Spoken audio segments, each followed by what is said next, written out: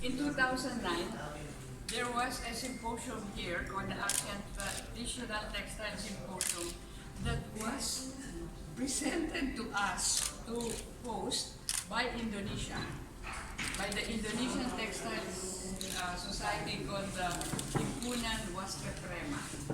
And considering we did host, and we were not the textile society at that time. I was with the Museum Foundation of the Philippines, but we took it over because there was no textile society in the Philippines.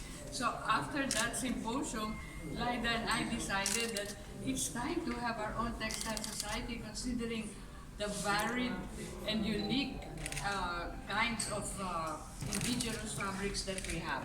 So that's what we started, and the idea was to go to weaving communities, see what they were doing, and publicize what they had.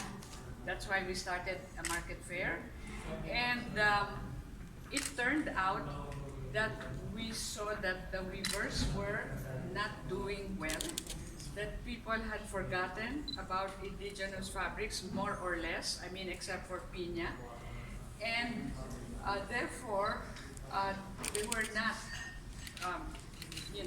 being not getting enough of an income, which means that eventually it was going to decline. Because what will you, why will you do it if you cannot make a living out of it? So that was one of the things that we discovered. The second thing was they were so isolated in the rural areas. The second thing we noticed is that they were using synthetic thread. Okay? Now, synthetic thread has its uses, but it doesn't command the price that a natural fiber would command. Because now the modern world, we have plastic and everything else. Now we're looking for natural fibers like cotton, abaca, piña. Okay? So, little by little, by actually donating and giving them cotton thread, I think I can say now, we were able to wean them away from synthetic fiber, even if it was cheaper, because they can now command better prices with natural fibers. So that's one of our advocacies. And that led to the advocacy of planting more cotton.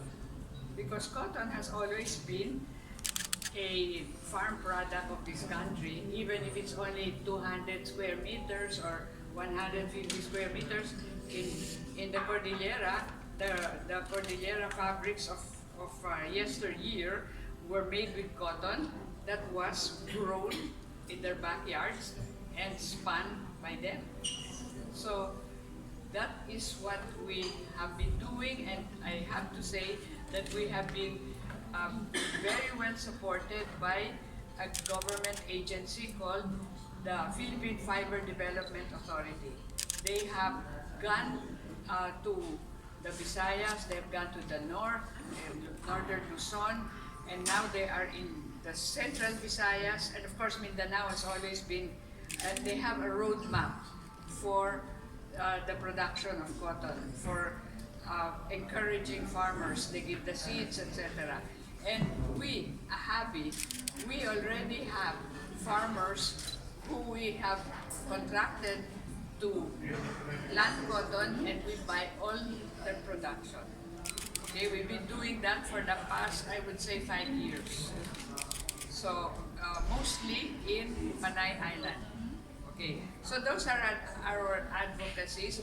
We go to the grassroots. We see people who have potential, encourage them, and bring them, to the market fair, because that becomes a lesson in entrepreneurship for them. Then they start to see the other products. They start to see what the clients want. Then they start to learn how to manage their finances, how to price. Now we encourage them to get a good profit, but we do not encourage high prices for the sake of what the market will bear. No, I mean, and actually, our vendors, being from rural areas, you will notice they're uh, they're very happy with the modest profits, and some of them make connections with clients right here. We never involve ourselves in their transactions. We don't get anything out of it. It's purely for them. We have introduced weavers, for example, to New York designers, and until now, ongoing orders they send to, they send the design and said, these are the kinds of things. Then we also have to say that we have seen weavers actually progress. I mean, one of our weavers well, she was a very good weaver. When we saw her, she had a little atelier at the back of her house in a clan, and she had a one-story house. So let's say 5 years later, meron na a two-story house, better atelier, more people. And the other thing that you will notice if you go to rural areas, if there's a market, even the men can weave. And they will weave. They do that in Ilocos, they do that in Aklan. So basically, the encouragement or the advocacy of preserving and developing and modernizing, for the modernizing use of indigenous fabrics really brings up the level of the rural economy. And it empowers women, because most of the weavers are women. And that helps a lot, because the profits go to education, go to healthcare, go to their house, etc. So if you have any questions, we're happy to answer. Mention our books or publications. Yes. One of our advocacies is really to show the world our indigenous fabrics and indigenous material that we weave.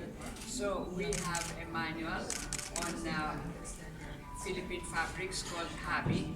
It has all from Tinalak to Inacol to Piña.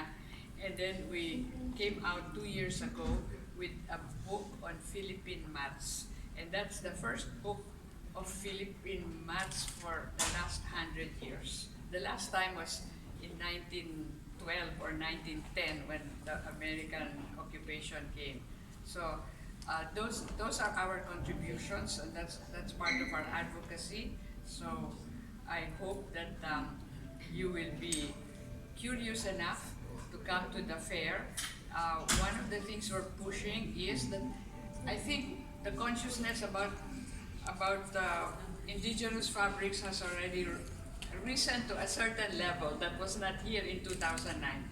So we're encouraging our vendors not only to bring the finished product, but to bring materials that you can buy by the meter.